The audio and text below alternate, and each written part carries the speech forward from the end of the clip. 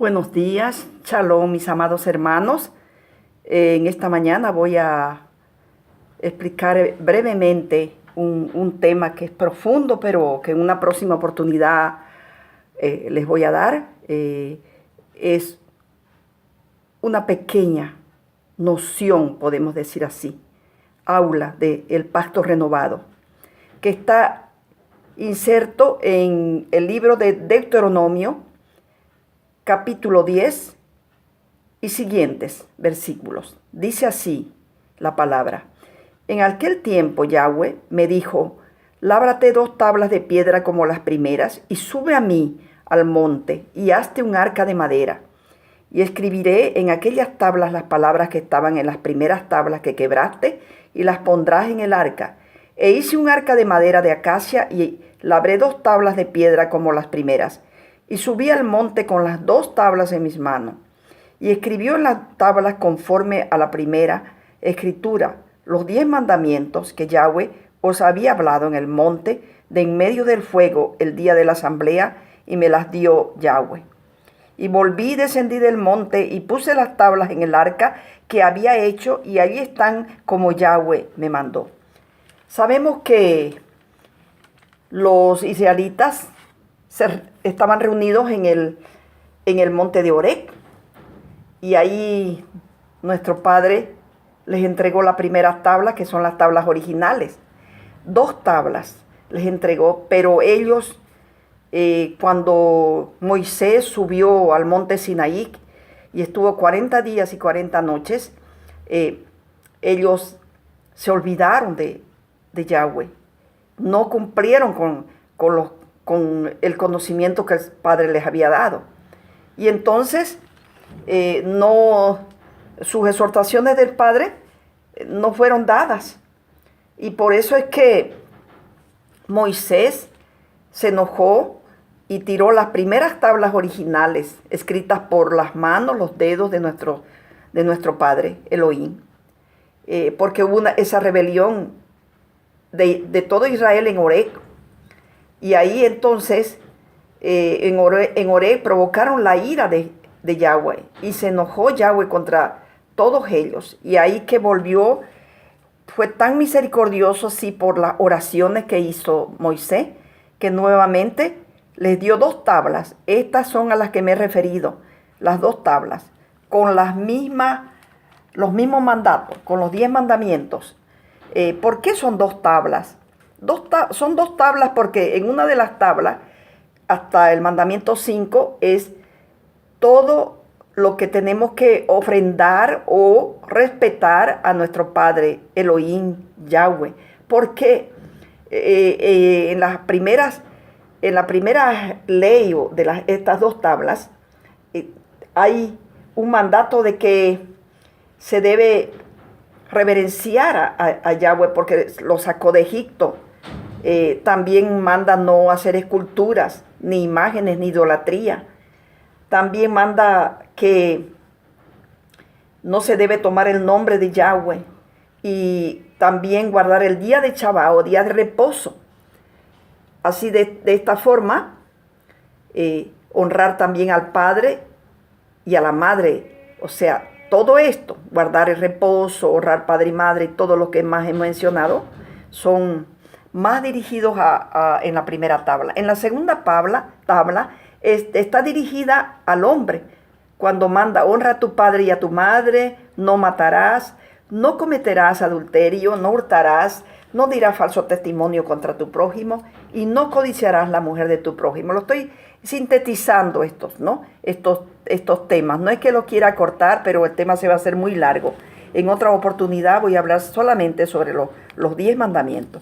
De tal modo que Yahweh tuvo una gran misericordia y les volvió a dar las tablas. Claro que las tablas las labró Moisés y él las escribió, ¿no? Después de esto salieron los hijos de Israel de Beroc a Mosera, y allí murió Aarón, y allí fue sepultado, y en lugar suyo prácticamente quedó su hijo Eleazar como sacerdote, porque Aarón fue el primer sacerdote donde ya el Padre ya estaba mandando algunos aspectos que se tenían que cumplir algunos ritos, algunas ofrendas en ese sentido, pero queda Eleazar en vez de su papá, en vez de su padre, Aarón.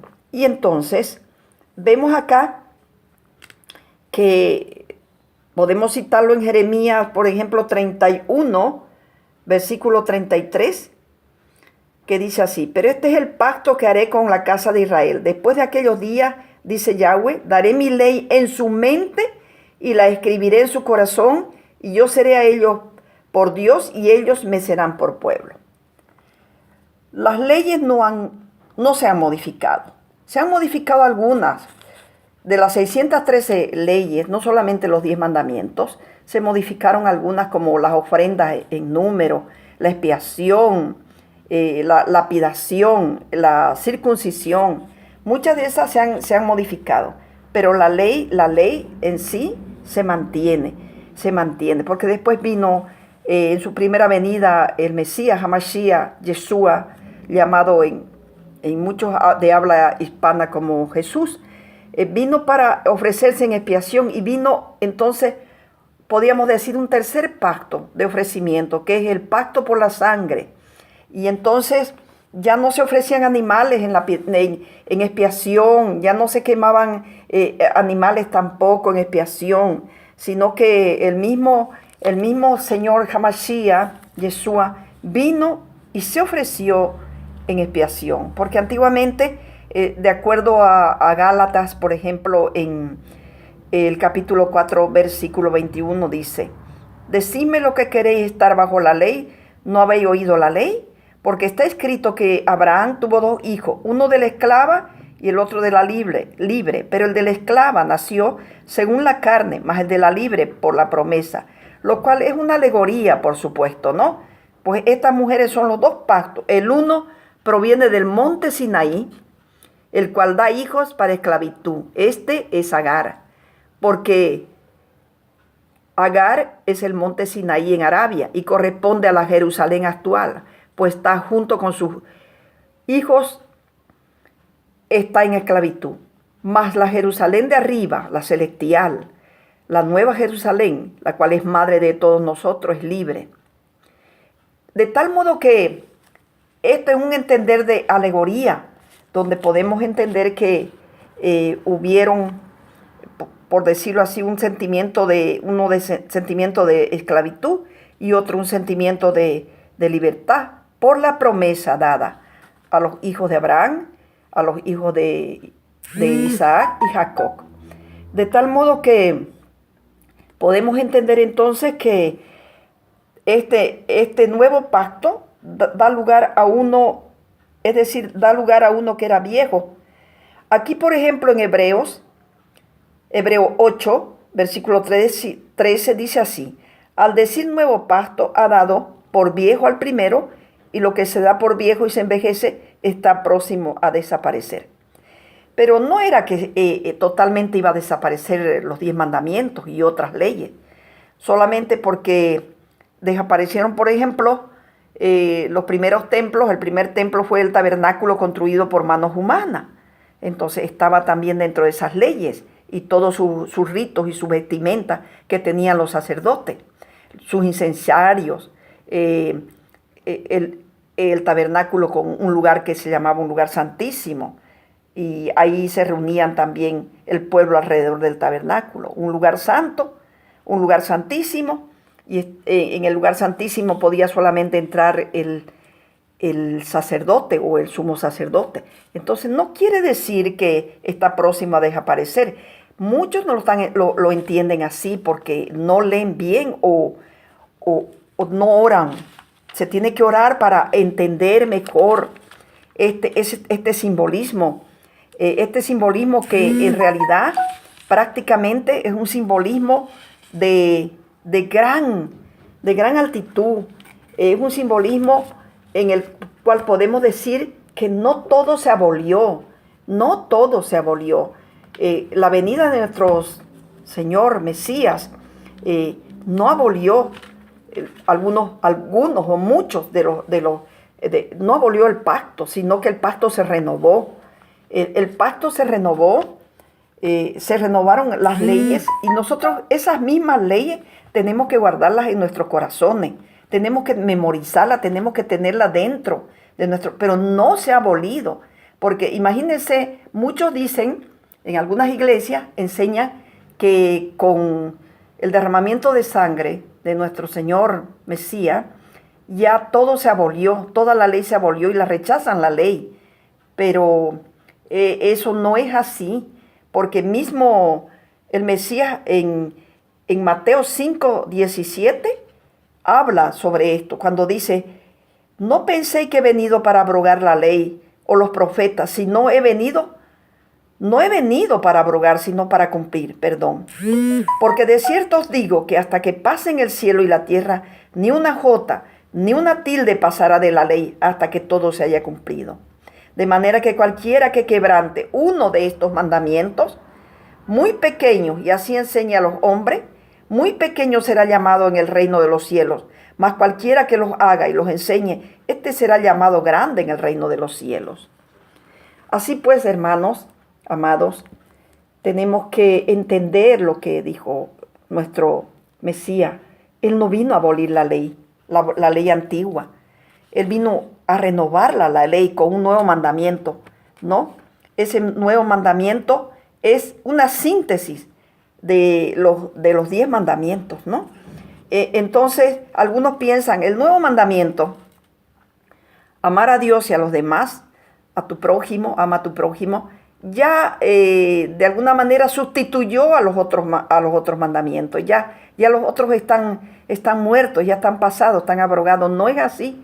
Solamente que el Mesías, con esa gran sabiduría que tiene, quiso decir lo siguiente, que cuando nosotros amamos a nuestros hermanos, amamos a sus semejantes, a los semejantes, no podemos robarle, no podemos matarlo, no podemos mentir, no podemos desear la mujer del prójimo. Y así sucesivamente, cuando amamos. Por eso es que ese mandamiento dejó para completar el otro mandamiento. No significa que lo abolió de ninguna manera. Y muchos hermanos están confundidos, guías también, y algunos pastores están confundidos en que ya fue abolida la antigua ley. No fue abolida, no fue abolida. Imagínense si nosotros tenemos, por gracia tenemos ese grande beneficio que vino el Señor, el Mesías, para abrirnos las puertas de la salvación. Por gracia entramos a la salvación. Por gracia, por supuesto que sí. Pero Él no abolió la ley, sino que cuando entramos a la salvación, prácticamente tenemos que cumplir con la ley, porque no vamos a entrar de cualquier manera. No vamos a entrar de cualquier manera. Si bien es cierto que, por ejemplo, el ladrón en la cruz se arrepintió, pero tuvo un arrepentimiento. Entonces, eso vio en el corazón Yeshua en la cruz de ladrón y le prometió que estaría en el paraíso. Sin embargo, tenemos que arrepentirnos y no quebrantar la ley. La ley continúa. Muchos no están entendiendo esto. Les pido, hermanos, que por favor lean bien y oren al Padre para que Él le revele. Porque no es por la letra, no es en lo literal, sino también es en el corazón, es en la revelación.